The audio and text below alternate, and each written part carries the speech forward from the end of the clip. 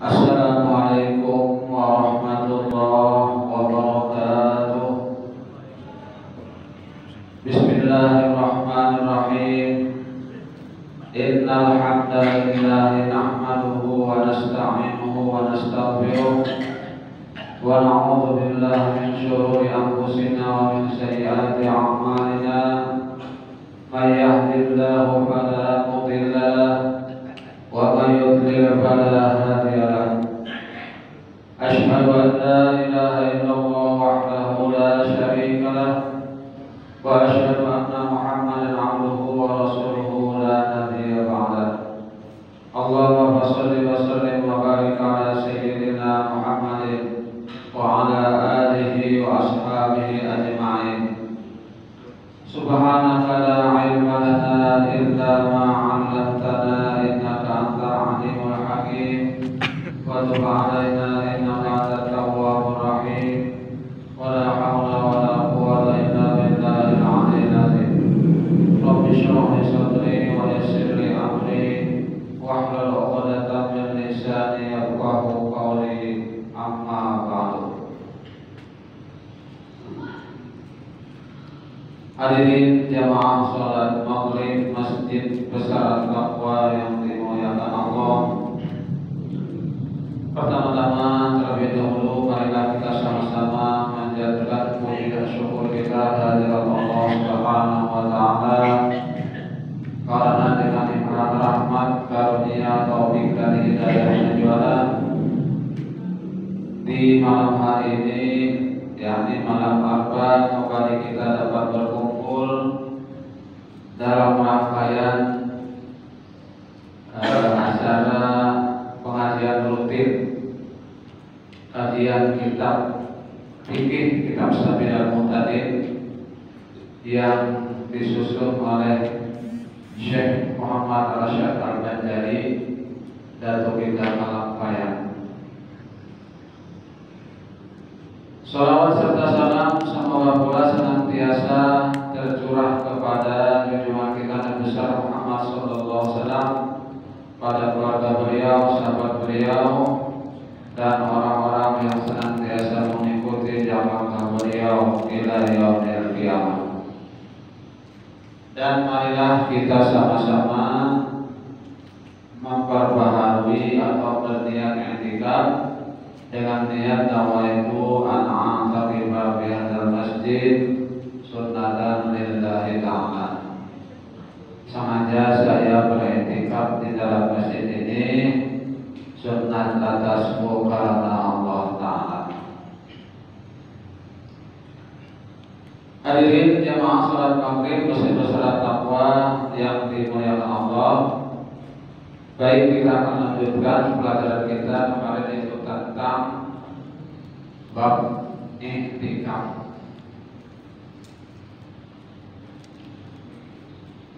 Jadi kemarin syarat i'tikaf itu ada 4.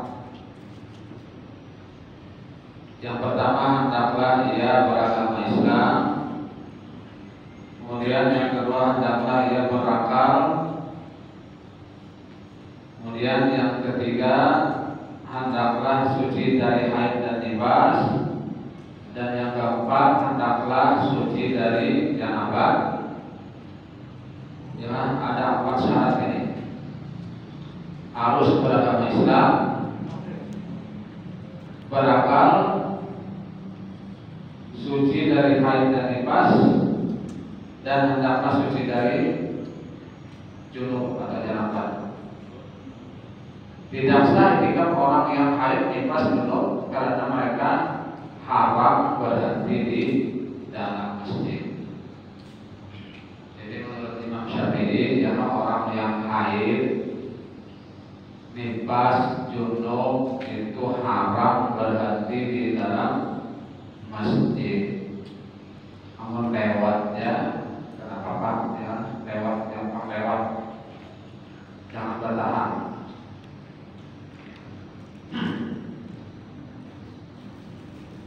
Qala al-mu'allif rahimahullah ta'ala nafa'ana bihi wa bi ulumid darin amin. Tempat I'tikaf disyaratkan di dalam masjid karena Nabi dan para istrinya dan juga para sahabat hanya beriktikaf di dalam masjid. Tidak sah beriktikaf di tempat lain dari masjid atau serambinya, serambi masjid, sekalipun masih dianggap sebagai bagian dari masjid, atau anjungannya, anjungan masjid, atau di atas atapnya. Atap masjid masih ada kaitan dengan masjid, cuma tidak dengan masjid ya. Serambi masjid, misalnya anjungan masjid, atap masjid, itu ada sah. Masjid yang dimaksud ialah masjid yang dinamakan jami, masjid jami, yakni yang disolatkan sholat Jumat, atau dalam masjid yang tidak didirikan sholat Jumat. Ini disyaratkan yang dimaksud dengan masjid ialah masjid yang dinamakan masjid jami, yakni masjid yang disolatkan sholat Jumat, artinya masjid yang disolati sholat Jumat.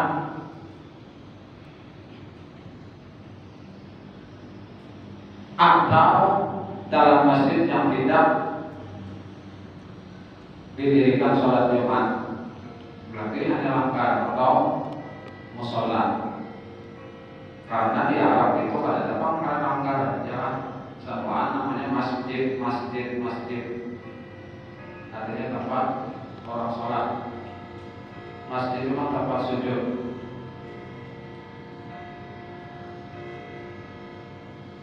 Jadi gak ada salahnya mungkin misalnya musola aja ya kan? Nah ini masjid.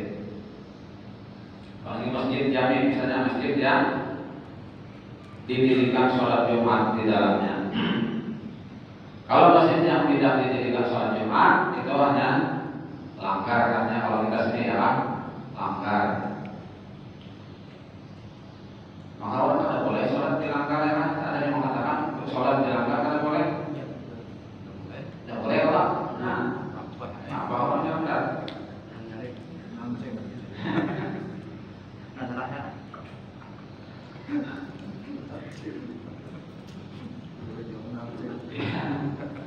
Sholat menahan sengkak. Ini bahasa orang dewa, ini sholat menahan sengkak.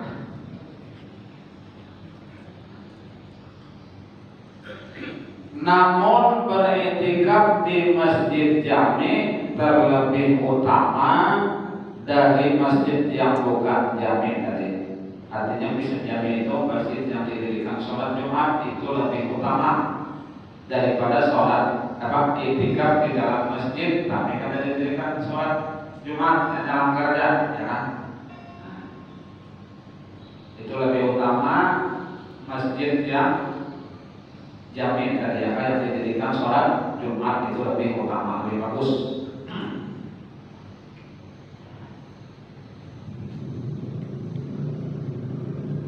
Karena kebiasaannya jamaah banyak di dalamnya, dan lagi agar tidak perlu keluar untuk melaksanakan sholat Jumat, dan agar keluar dari perbedaan pendapat di kalangan para ulama yang mengatakan hanya boleh beriktikaf di masjid jami saja.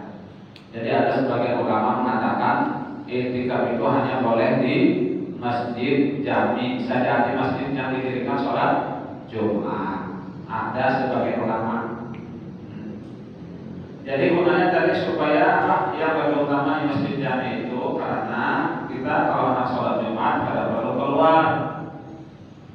Ya, di masjid itu aja langsung amun nama masjid itu ada masjid jami, artinya langgar aja. Apabila sholat Jumat kita keluar dari masjid jami ya.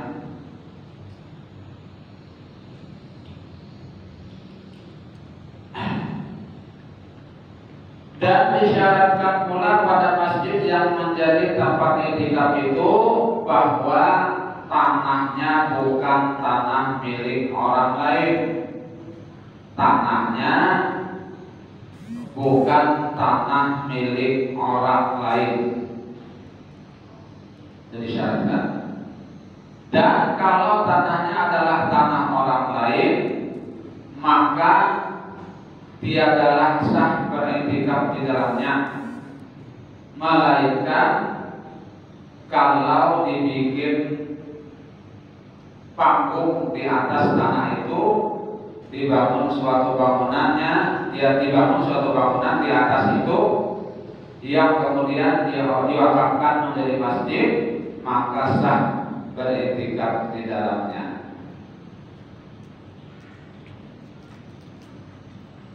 Jadi tanahnya itu tanah milik orang lain, jangan ada tanah wakaf. Jadi di sini kada sah iktikafnya. Nah kecuali misalnya di tanah itu kan dibangun masjid, misalnya dia dibangun panggung, lalu diwakafkan. Nah itu sah. Disyaratkan berhenti di dalam masjid itu sekadar tumakninah di dalam sholat. Tumakninah itu sebentar aja kan? Kayak tumakninah cuma sebentar, berhenti sebentar. Baik seluruh anggota tubuhnya sudah diam atau sambil berjalan-jalan di ruangan masjid itu, asal ada bertahan sekumat itu jadi i'tikaf. Amun kada dalam bertahannya, walaupun sekadar kita cuma ini aja, kada i'tikaf aja ya. Kayak misalnya sekadar lewat, berikutnya i'tikaf kada bisa lewat ya. Lewat, numpang lewat.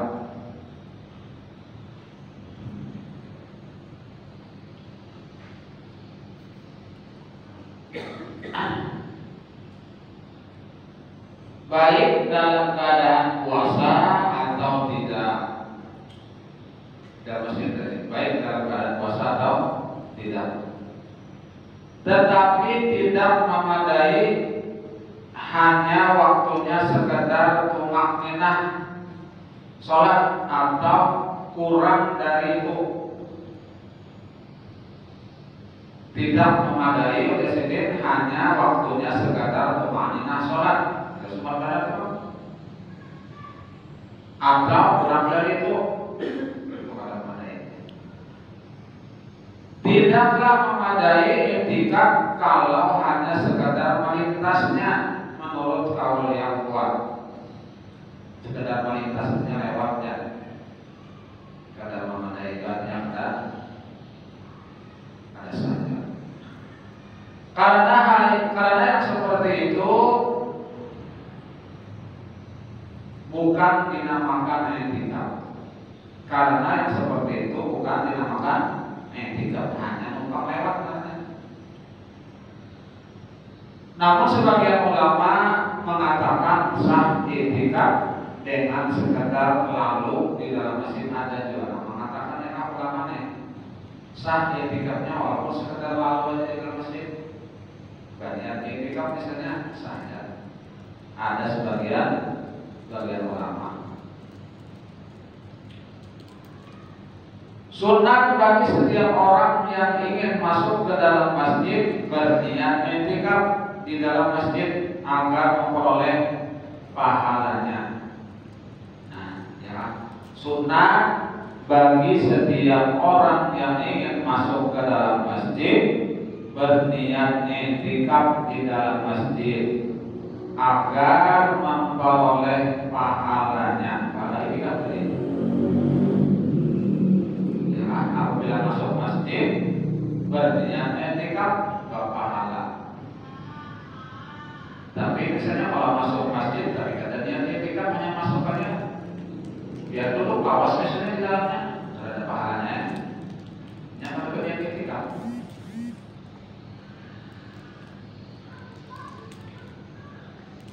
Demikian juga sunat berniat i'tikaf bagi orang yang melintasi masjid dengan syarat kalau ia taklid kepada kaul yang mengatakan atau menganggap sah i'tikaf hanya sekedar lalu. Ada imamnya rupanya yang mengatakan walaupun sekedar lalu niat i'tikaf sah. Itu ada imamnya.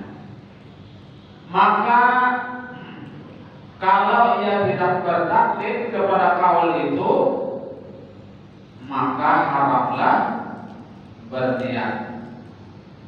Maka bertaklid dulu. Pokoknya ada imamnya membolehkan lalu itu tidak boleh niat i'tikaf. Kalau seorang bernazar untuk melakukan i'tikaf tidak dikaitkan kepada batas waktu, maka memadailah dia berhenti di dalam masjid sekalipun sebentar, tetapi sunat sehari. Ini orang misalnya ada bernazar, ya kan? Bernazar tanpa i'tikaf di dalam masjid. Kalau misalnya mengkabul hajat kulina, misalnya payung tanah misalnya diberi orang, aku anggap berniat bernazar i'tikaf dalam masjid. Lalu misalnya kabul, ya kan, nazarnya itu tadi. Nah, walaupun waktunya sudah kali ditentukan, nah baik apa bernazar i'tikaf kayak itu ya kan, waktu batas waktunya kali ditentukan sehari atau 2 hari misalnya kali ditentukannya. Nah, maka memadailah ia berniat di dalam masjid sekalipun sebentar, tetapi sunat masjid sehari. Sunatkan sehari. Tapi kalau bisa sebentar saja juga sah saja, ya kan? Sah artinya tunailah nazarnya tadi.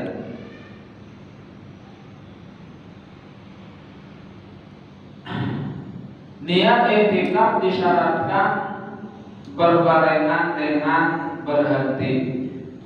Niat i'tikaf disyaratkan berbarengan dengan berhenti. Kalau i'tikaf itu wajib karena nazar, maka diniatkan wajib agar berbeda dengan i'tikaf yang sunat. Nah, jadi kalau apa tadi nazar tadi, ya niat nazar sampai i'tikaf tadi, nah itu wajib hukumnya. Sengaja aku i'tikaf di dalam masjid ini, ya wajib karena Allah Ta'ala. Karena itu i'tikafnya nazar tadi, ya hanya bernazar. Tapi kalau yang biasa-biasa i'tikafnya hanya sunat hukumnya.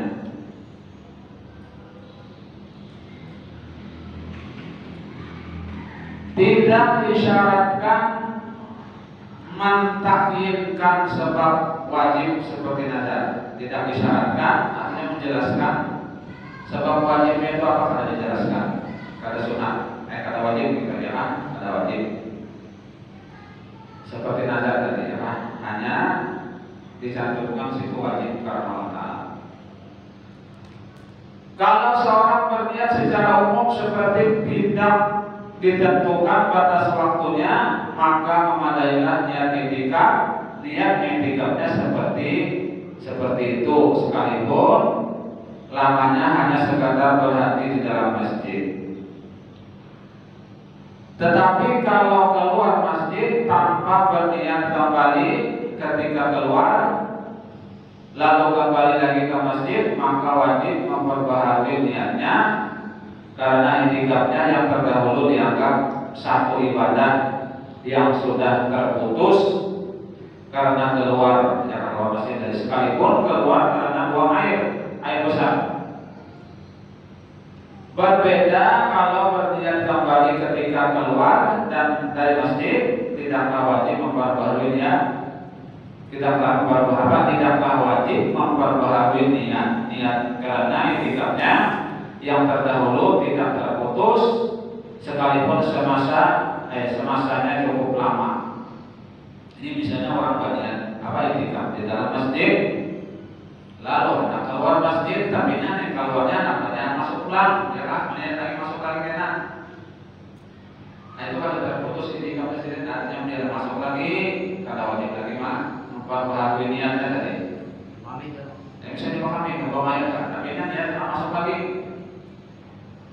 Namun misalnya ada berniat itu, ya kan, ada berniat pokoknya keluar ya kan, apa kami misalnya keluar itu ya, apabila masuk lagi, ya tak putus sudah yang tadi itu, ya kan, yang tadi itu putus sudah, harus berniat lagi tidak, mana dapat pahalanya lagi.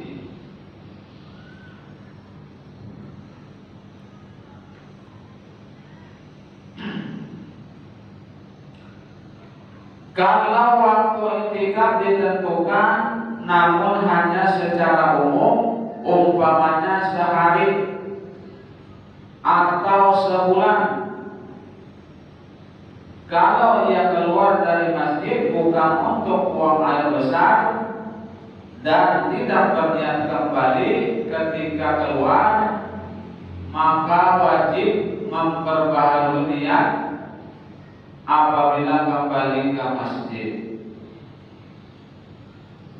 Ini misalnya orang berniat misalnya sehari, aku anak berniat bernikah sehari di masjid misalnya, aku sebulan misalnya, kayak bukan itikaf itu kan sebulan ada yang 40 hari, di masa panjang ya kan, lalu keluar, ini waktu keluar itu harus berniat kembali lagi. Amunnya kada berniat lagi ya kan, kada berniat keluar, kada berniat kembali, pulang masa ini tadi ya kan, agak sepulang niat. Misalkan anak keluar tuh anaknya, anak keluar masih dan kembali lagi, berniat kembali ya kan, nah itu kada baru lagi mau ulang atau mau berbaharui niat itu tadi, niat i'tikaf.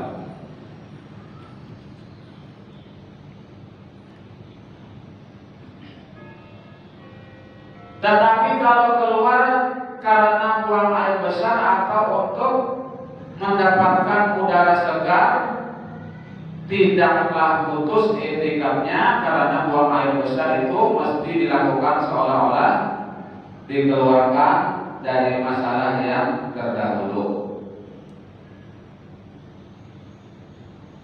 Waktu berniat baik dalam i'tikaf nazar maupun berniat i'tikaf dalam beberapa hari yang tidak ditentukan jumlah harinya, maka tidaklah disyaratkan bersambung. Tidaklah disyaratkan bersambung. Nazar tadi ya kan, pokoknya berniat bernazar biasanya beberapa hari ya kan, yang ditentukan jumlahnya, maka tidaklah disyaratkan bersambung-sambung. Ada pula di sini bersambung-sambung yang harus sekaligus.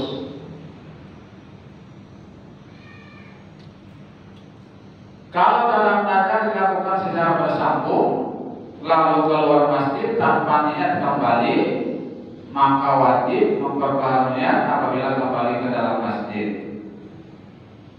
Nah itu kalau bersambung tadi.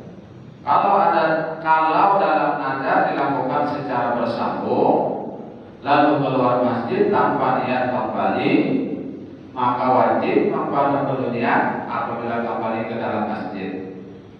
Kalau keluar dari masjid itu karena melakukan sesuatu yang memutuskan mualaf, maka niatnya juga terputus.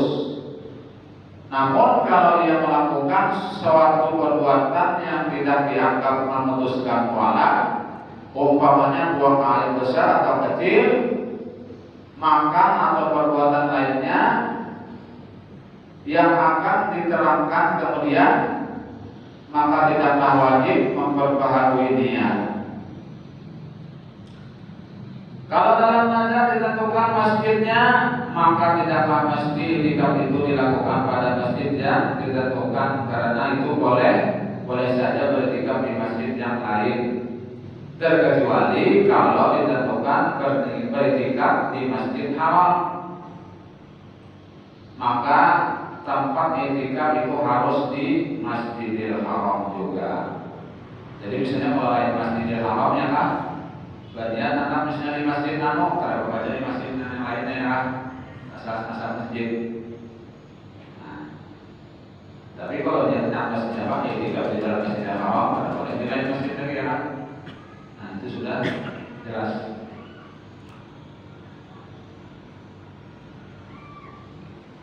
Karena Masjidil Haram mempunyai banyak kelebihan dari beribadah ya, dan beribadah di dalam masjid pahalanya lebih besar di dalam Masjidil Haram tadi. Satu sholat di Masjidil Haram seperti 100.000 sholat di masjid yang lain. Nah, satu sholat di Masjidil Haram seperti 100.000 sholat di masjid yang lain selain dari Masjid Madinah dan Masjidil Aqsa. Nah, jadi luar biasa ya Pak. Sholat di Masjidil Haram itu sekali aja sama dengan 100.000 di lain masjid. Dan kalau di dalam nazarnya ditentukan di Masjid Madinah, maka i'tikaf itu harus di Masjid Madinah juga. Tidak memadai diganti dengan masjid yang lain selain dari Masjidil Haram dan Masjid Madinah.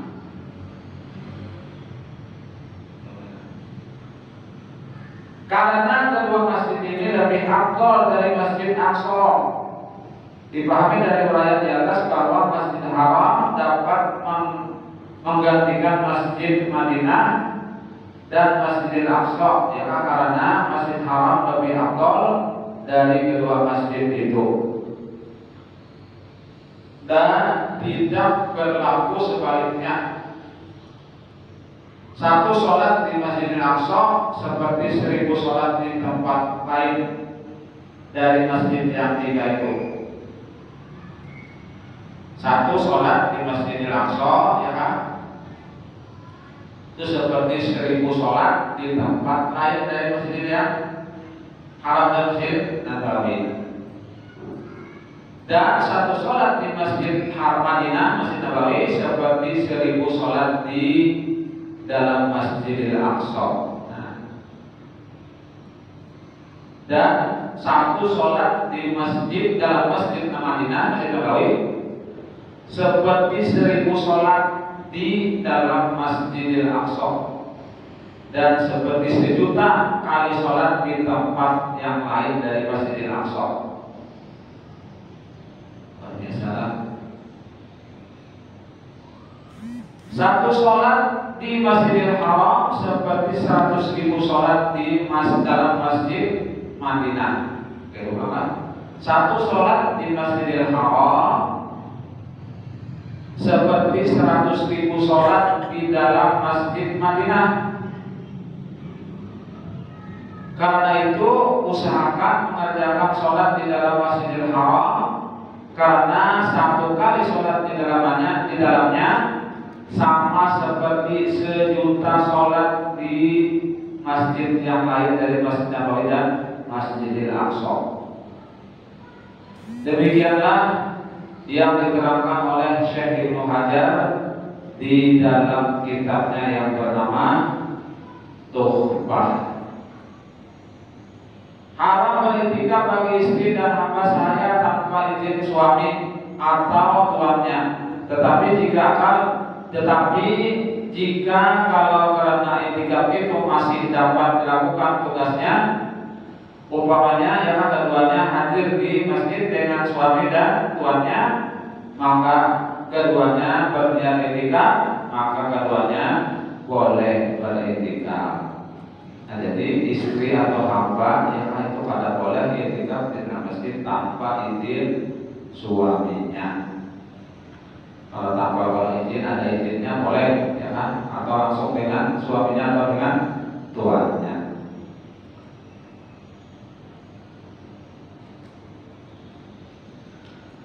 Kemudian kita masuki pasal berikutnya, hal yang membatalkan i'tikaf dan yang memutuskan malam. I'tikaf dianggap batal dengan melakukan senggama dengan sengaja, dengan keinginan sendiri dan tahu tentang haramnya. I'tikaf juga batal karena menyentuh wanita yang disertai syahwat tanpa lamik dan sampai mengeluarkan sperma. Dan juga i'tikaf batal dengan sengaja mengeluarkan sperma sekalipun dikeluarkan dalam masjid, karena semua itu bertentangan dengan tujuan i'tikaf. Haram melakukan yang serupa dengan senggama dalam melakukan i'tikaf wajib, baik dikerjakan di dalam masjid atau di di luar masjid Aisyah. Kita sampai di sini dulu, kita akan sambung lagi dengan Rabu yang akan datang. Mudah-mudahan Allah SWT mengampuni segala dosa-dosa kita, dosa keluarga kita, guru kita, jangan kita kaum muslimah, mudah-mudahan Allah SWT mengabulkan hajat kita, hajat dunia dan hajat akhirat, dan mudah-mudahan Allah SWT mengakhiri umur kita dengan keadaan husnul khatimah, amin ya rabbal alamin. Demikian yang disampaikan, mohon maaf bila ada kesalahan dan kekurangan. Billahi taufiq wal hidayah. Wassalamualaikum